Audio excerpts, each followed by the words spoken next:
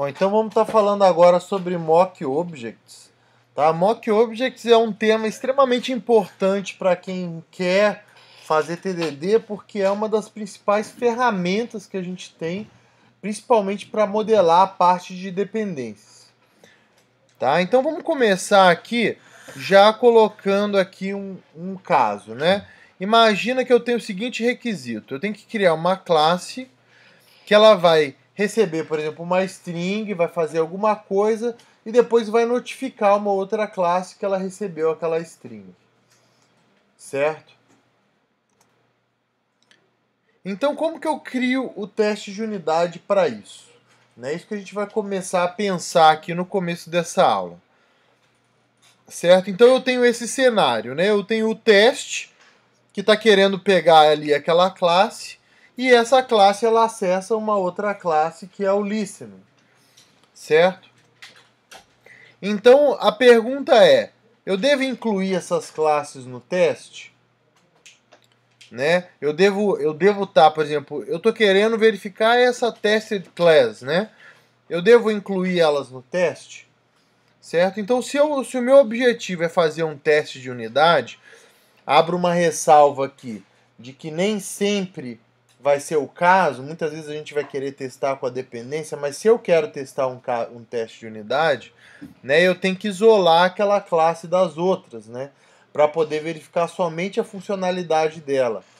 Por exemplo, nesse caso aqui do listener, né, que a gente está vendo, imagina que eu tenha lá e eu possa plugar outros listeners ali, né? Eu não tenho uma implementação fixa, né? É um bom caso em que eu não vou querer fazer o teste com uma classe específica, porque eu posso ter qualquer uma ali, certo? Então eu tenho que tentar isolar aquela classe para o teste. Só que como que eu faço isso? Certo? Eu tenho que quebrar de uma certa forma aquilo ali, né? E inclusive verificar se, como parte do meu teste, se a classe que eu estou testando, se ela chama o listener. Por quê? Porque isso faz parte do comportamento dela, né? Muitas vezes tem algumas classes que elas não... elas em si não retornam nada ou não mudam o seu estado. Tem algumas classes que o papel dela é exclusivamente chamar outras classes. Tá? E como que eu testo essas? Né? Como que eu testo esses casos? Tá? Então, essa é a pergunta que a gente vai nessa apresentação aqui tentar responder. Né? Como que eu isolo essa classe testada? Então, a ideia, né, é pegar essas dependências e trocar elas por mock objects, certo? Pegar uns objetos, digamos assim, falsos, né, que vai me ajudar no teste, e aí eu pego e coloco no lugar daquela dependência, certo? Um exemplo que eu... Então, assim, o que é um mock object, né? É um objeto simulado, né, que imita o comportamento do objeto real em formas controladas. Existe na área de teste vários nomes aí, dublês de teste, né, os stubs e tal. Dublê de teste seria aí um nome genérico, né, para objetos que substituem essas dependências. A grande diferença entre os stubs e os mock objects é que os mock objects eles também costumam ter a lógica para verificar se as chamadas foram as que você estava esperando, certo? Os stubs eles têm mais o papel de só simular realmente a dependência, né? Um exemplo que eu gosto de dar aqui, né, e por isso eu coloco um monte desses bonequinhos, né, que o pessoal chama de dummies, né, nos slides, é que, por exemplo, por que você substitui uma pessoa por um dummy para fazer um teste de uma batida de carro? Né? Todo mundo vai falar que é por causa do... você não vai arriscar uma vida e etc, né? Também, mas um outro motivo é para você conseguir medir as coisas também. né? Então, por exemplo, bota o sujeito lá e bate lá. O cara tá com a dor nas costas, né? O quanto de força foi exercido nas costas dele, como foi essa força, né? E até mesmo para te ajudar a saber como que você tem que proteger a pessoa para evitar, para compensar aquela força, né?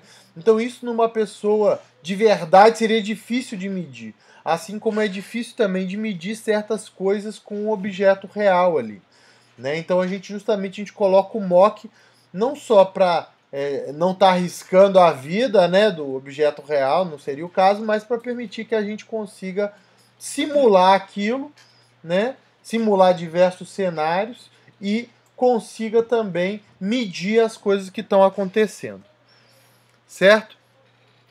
Então a primeira coisa que eu preciso quando eu estou querendo colocar um mock no lugar de uma dependência é saber se a minha classe aceita mocks, né? É saber se, por exemplo, eu consigo tirar a dependência e colocar um mock no lugar, certo?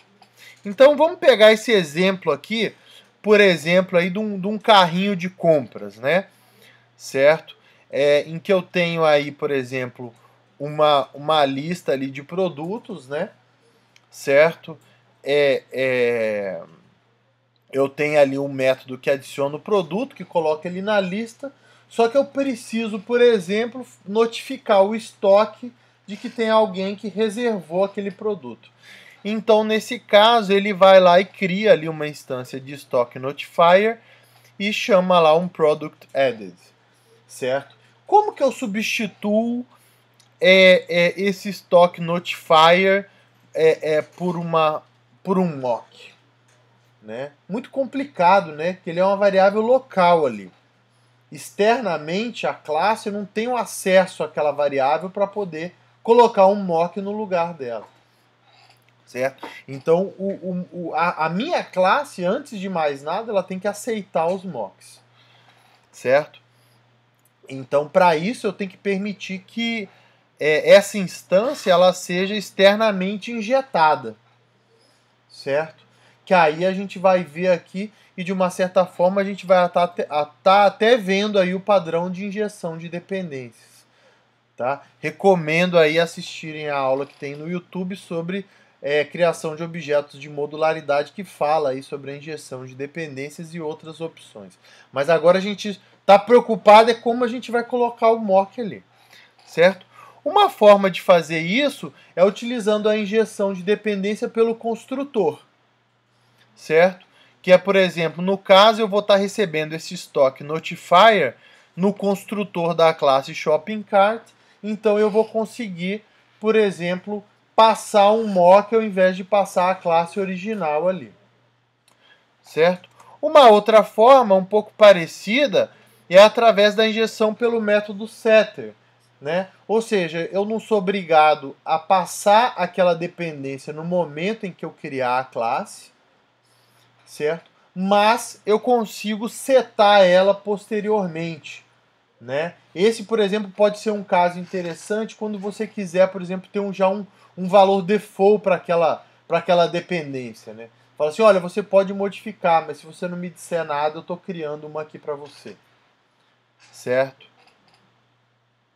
E por fim, a última, que seria você estar recebendo. Tem outras formas de injeção, né? Tem a injeção por interface, que a gente não vai falar aqui. Mas, por exemplo, em alguns casos, né? Por exemplo, você fala assim, mas em toda chamada, nesse caso se encaixaria, né? Por exemplo, todas as chamadas em Shopping Cart ele poderia chamar a mesma instância de Stock Notifier, né? Mas, por exemplo, talvez em alguns outros casos eu não pudesse fazer isso. Eu não pudesse fixar essa instância ali dentro. Então, nesse caso, uma opção é, por exemplo, você passar aquilo como parâmetro no método, né? Ou seja, a responsabilidade de criar e estar passando aquilo ali para a sua classe do carrinho de compras passa a ser de quem está chamando o método adicionar aí no caso. Certo? Agora, né, usando qualquer uma dessas técnicas, a gente já tem os testes conseguindo mandar o mock para a classe que está sendo testada. certo? Então agora eu consigo, né, que o meu teste vá lá, né, e passe o mock para que ele possa ser utilizado no lugar da dependência. É diferente lá daquele primeiro caso ali, onde a gente tinha aquilo ali sendo criado como uma variável local. Tá? Bom, agora a gente tem o problema de tipagem, né? Que quando a gente diz que é o stock notifier, né? Eu estou sendo bem específico em relação ao tipo de notificação que ele vai fazer, né? É para o estoque, é para esse cara, né? Então, uma prática interessante seria, ao invés da gente utilizar um tipo concreto ali, a gente utilizar uma abstração no lugar. Então, por que ao invés de eu falar que é o notificador do estoque, eu não digo que é apenas um notificador? Para a classe do shopping cart, não é importante que aquele notificador é do estoque. Só importa que ele tem que notificar alguém. Tá? Não faz parte da responsabilidade dele saber que é do estoque. Certo? Então, o que eu posso fazer é mudar, né, aquele tipo por uma interface. Né? Então, eu posso extrair uma interface da minha classe de estoque notifier, né? E essa interface, no caso, vai ter esse método product added, né, que é um método que o shopping cart precisa, né, de usar. Pode ser até que aquela classe lá do stock notifier tivesse outros métodos que não interessem aqui, certo? Mas no caso eu vou estar criando essa interface, né, e vou estar utilizando ela aqui. Vai ficar muito mais fácil quando eu for criar um mock, né, de criar um mock em cima de uma interface, que já é uma abstração, do que tentar criar o mock em cima de uma coisa concreta, certo?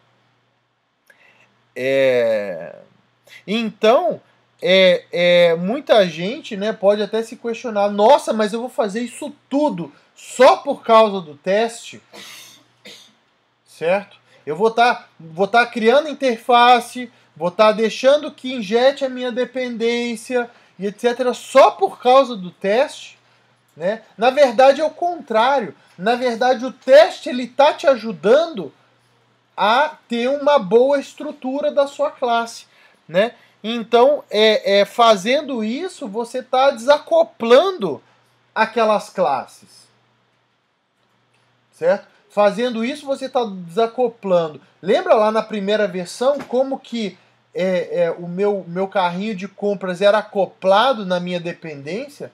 Só para poder colocar o mock ali, eu já precisei criar uma interface, já precisei ter uma forma de injetar isso, certo? Se, por exemplo, se mais para frente eu quiser criar um notifier que seja, por exemplo, sei lá, para capturar preferências do usuário, né? Então, esse notifier, com certeza, ele vai ser mais... eu vou conseguir colocar ele, eu vou conseguir integrar ele no meu software de uma forma mais simples, né? Então a resposta, né, não é só para teste que a gente está fazendo isso. A gente está fazendo isso para melhorar o design da nossa aplicação. Os testes eles estão nos ajudando nisso. E essa é uma das grandes sacadas do TDD. É nos ajudar com o desacoplamento das classes. Por quê? Porque na hora de criar o teste de unidade, a gente precisa fazer esse desacoplamento. Certo? E aí com o TDD, isso daí, você colocar o mock e injetar na classe, se você está pensando no teste primeiro, isso daí fica natural.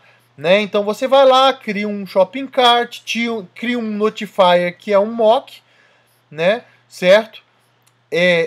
Aí você seta esse notifier no produto, no caso aí, por exemplo, usando o método setter para injeção, né? E aí eu chamo lá no shopping cart que eu estou adicionando um produto, eu vou verificar, por exemplo, se o tamanho do shopping cart é 1, ou sei lá, o preço, eu posso fazer várias verificações, né? Mas, de repente, o que eu quero verificar aí é se o mock recebeu o produto.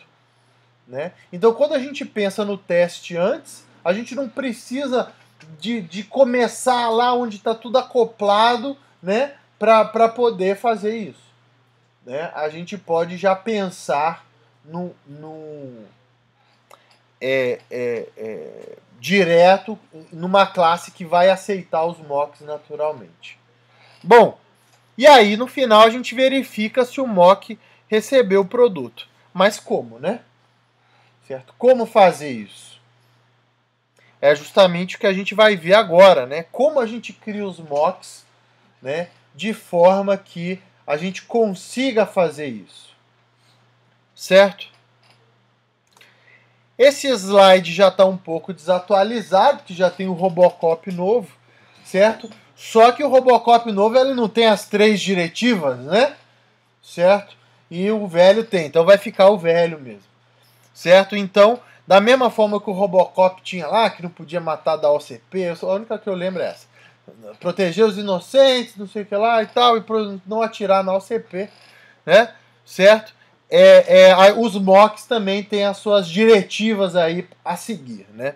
Certo? A primeira diretiva do mock é imitar a interface da dependência, certo? O mock ele meio que tem que se disfarçar da dependência, né? A classe não pode saber que é o mock que está ali, certo? Simular o cenário de teste.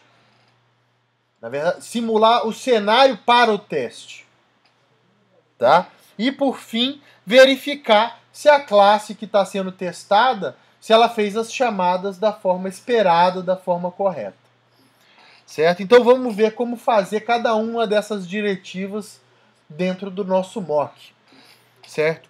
Aqui como exemplo, né, como no outro exemplo a gente não tinha um retorno de método, aqui eu peguei um exemplo um pouquinho diferente, que seria aí uma interface aí, executor, né, que ela recebe uma string com o nome do processo que ela tem que executar, por exemplo, né, e ela retorna um boolean se ele executou ou não com sucesso aquilo lá.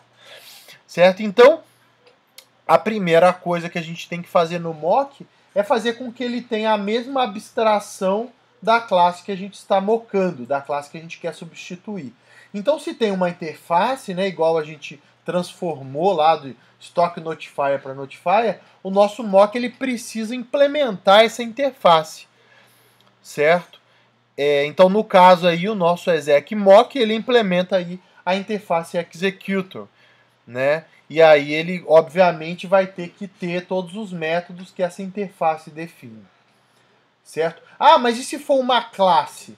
Se for uma classe, talvez você tenha que repensar um pouquinho o seu design, mas você pode também criar uma subclasse, certo? É um pouco mais burocrático, de repente você vai ficar com alguma estrutura de dados que você não precisa, certo? Por isso que a interface é melhor, mas também não é impossível criar um mock a partir de uma classe, tá? Mas sempre que você puder usar uma interface para abstrair essa relação entre essas duas classes, faça isso. Bom, a segunda diretiva, que é simular o cenário de teste. Então, o que é o cenário do teste? Então, por exemplo, se a minha classe ela vai se comportar de forma diferente de acordo com o resultado que aquela dependência retornar para ela, então o resultado que a dependência retorna faz parte do cenário de teste. Tá? Então eu tenho que ter alguma forma como setar isso, certo? E tem que ter também uma forma de fazer com que aquilo tenha um efeito na chamada do método, né? Então é o exemplo que a gente vê ali. Eu crio, por exemplo, um método ali no meu exec mock, que seria o setResult, né, para eu poder setar o resultado da chamada, né, guardo isso daí, e aí vou estar, por exemplo, retornando ali no método execute. Então, se eu quero que aquele cara ali retorne true, né, eu vou dar um setResult true, e se eu quero que ele retorne false, eu vou dar um setResult false lá no meu mock.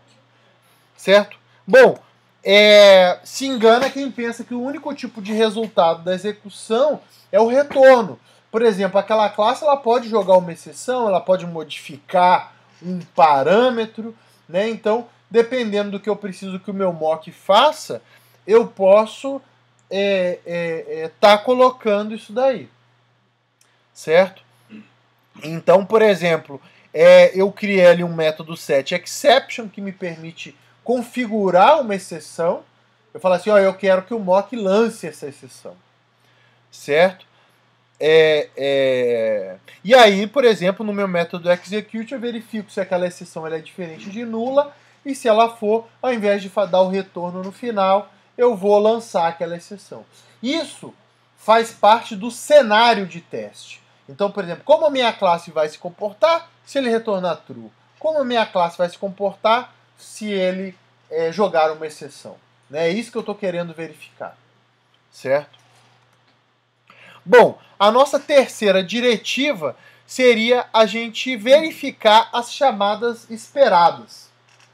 Tá? Então o mock ele também tem que ter uma forma que eu possa chegar e falar assim, olha, agora aí que você executou, né, verifica se foi isso aí que foi chamado. E aí, obviamente, isso vai depender dos requisitos da classe. Tá? Então, por exemplo, no caso aí eu tenho uma lista chamada executions, né? E aí, cada vez que eu chamo o método execute, eu adiciono ali, no caso, como é uma string, eu estou adicionando essa string aí na lista. Certo? E aí eu tenho, por exemplo, esse método verify executions, que ele verifica se todas as execuções que eu passei ali para ele, se elas foram executadas ou não. Tá? Vamos olhar com calma esse for que tem aí no slide. Né? A gente pode ver, por exemplo, que ele não verifica a ordem. Certo? Ele simplesmente está verificando se todas aquelas execuções que eu passei para ele como parâmetro, se elas realmente foram executadas.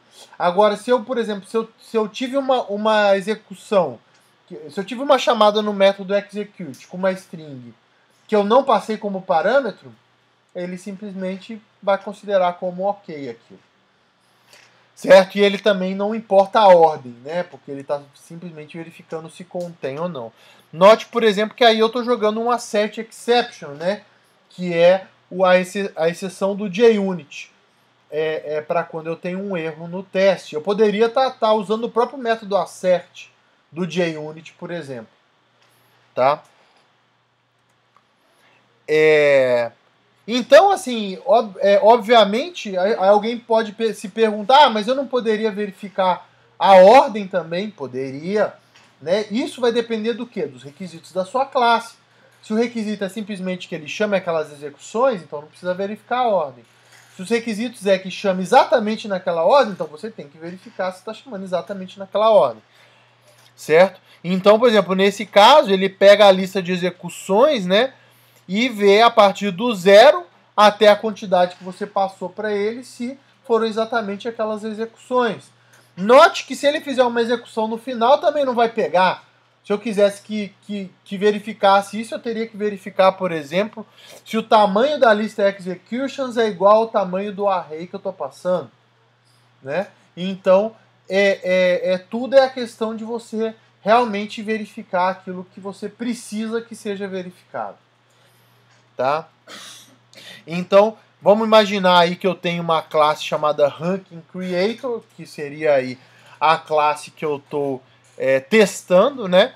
Então, e ela chama algumas execuções, né? Então, por exemplo, nesse caso, o que seria o meu teste, né? Eu vou lá, crio o Ranking Creator, crio o meu mock da classe Executor, seto esse mock como Executor do Ranking Creator, né, usando aí a injeção de dependências, né, e aí eu chamo o Create Ranking, que é o método que efetivamente eu quero testar. Né? Então, o que eu quero verificar no mock é se ele executou order points, pick winners e mail winners. Certo? Então, o uso do mock vai ser mais ou menos assim. Você vai criar a classe, vai criar o mock, vai setar o mock na classe, vai fazer a chamada do método que você quer testar e depois você vai lá no mock e verifica se realmente ele recebeu aquelas chamadas. Tá? Por exemplo, no caso, se eu quisesse que o mock, por exemplo, jogasse uma exceção, eu poderia, por exemplo, também configurar aquilo lá. Certo? Bom, acredito que vocês devam estar começando a pensar no cenário das classes de vocês e tudo mais, e a se desesperar, porque esses mocks eles podem ficar extremamente complicados. no próprio Ranking Creator aqui que eu mostrei, imagina se eu quisesse jogar uma exceção na segunda chamada do método execute, certo? Eu não teria mais, por exemplo, aqui um set result, mas um set result order, por exemplo, eu teria que, ou eu poderia guardar uma lista, né, de resultados. Então o mock ele começa a se complicar, começa a ficar muito complicado, tá? Então assim, quando eu estou, quando o mock é uma classe simples, normalmente com um método só, né, eu ainda até prefiro criar o mock manualmente, tá? Da forma que eu mostrei aqui. Você vai lá e cria a classe mock. Aí você pode escolher, por exemplo, eu tenho 2 cenários diferentes. Eu posso ir lá e criar vários mocks diferentes, um para cada cenário, que ele, por exemplo, simula aquele cenário de uma forma mais fixa. Ou eu posso ir lá e criar um super mock que eu consigo configurar como que eu quero que ele se comporte. Isso aí vai dar opção de cada um, né? É até uma estratégia de design de testes, no caso, tá? Só que a boa notícia é que existem vários frameworks de mock, tá? E vamos ter aí uma outra apresentação, não faz parte do escopo dela falar dos frameworks de mock, mas vamos ter uma outra apresentação que vai nos mostrar aí como que funcionam aí esses frameworks de mock, tá? Então a ideia desses frameworks de mock é ele no próprio método de teste, ele ir lá e permitir que você configure, né? Cria um mock da interface tal, quando você chamar tal método, retorne isso, né? O interessante é que fica no próprio método de teste, né? Qual que é o comportamento que o mock vai ter, quais as verificações ele precisa fazer, tá? Então, assim, eu acho que hoje você fazer um mock simples na mão é bem tranquilo, né? Muitas vezes eu mesmo opto por isso, mas quando você tem relacionamentos mais complicados, aí talvez uma interface com uns 4, 5 métodos, talvez valha a pena você estar utilizando um framework de mock, certo? Bom, eu vou finalizar aqui com algumas dicas, né? Dicas, no caso, minhas, né? Certo? Para a criação de mocks, tá? Então, a primeira ressalva que eu faço aqui é que o mock, ele tem que ver... Muitas vezes, né? A gente... Como o TDD, ele meio que vai misturando o teste com a implementação, né? Você vai alternando de uma forma muito rápida.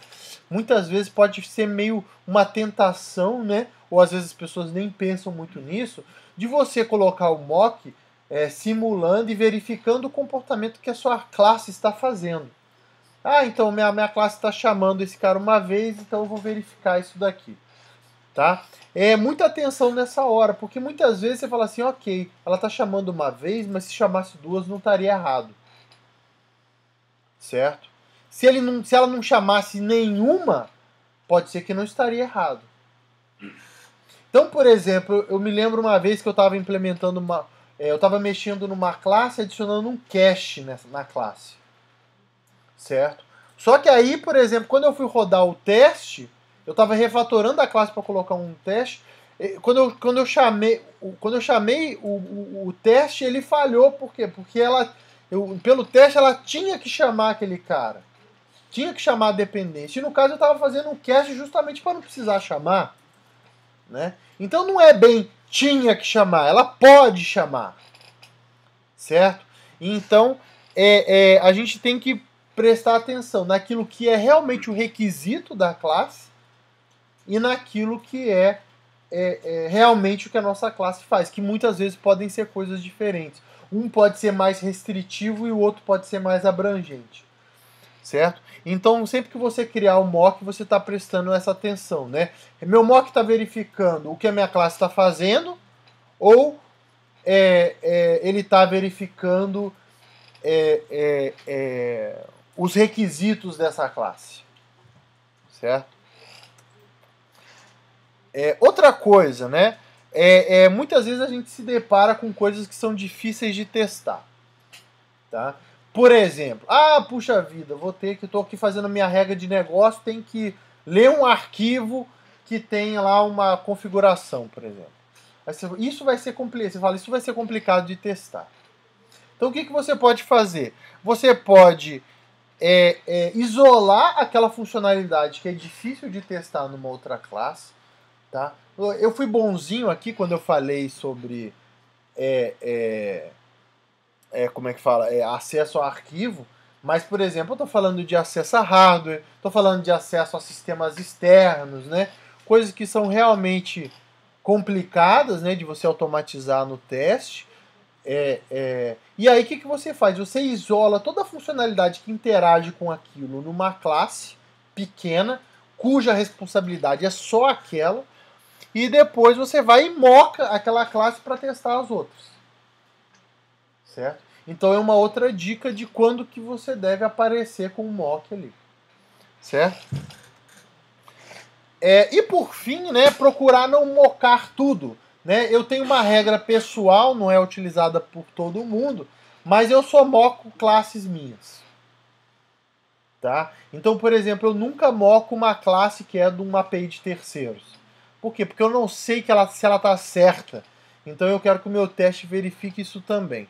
O máximo que eu faço é, por exemplo, mocar uma interface de uma API de terceiro, mas que a minha classe vai implementar aquela interface. Certo? Ou seja, em tempo de execução, o que vai estar ali é uma classe minha, apesar da interface não ser definida pela minha aplicação. Tá? Então, por quê? Por exemplo, não faz muito sentido, sei lá, em Java, tá fazendo uma classe que acessa o banco de dados e querer mocar a API JDBC, que é a que de acesso a dados. Você vai estar testando o que ali? Se ele chamou a query blá blá blá blá blá, mas e aí, ele está fazendo a query certa? Você não sabe.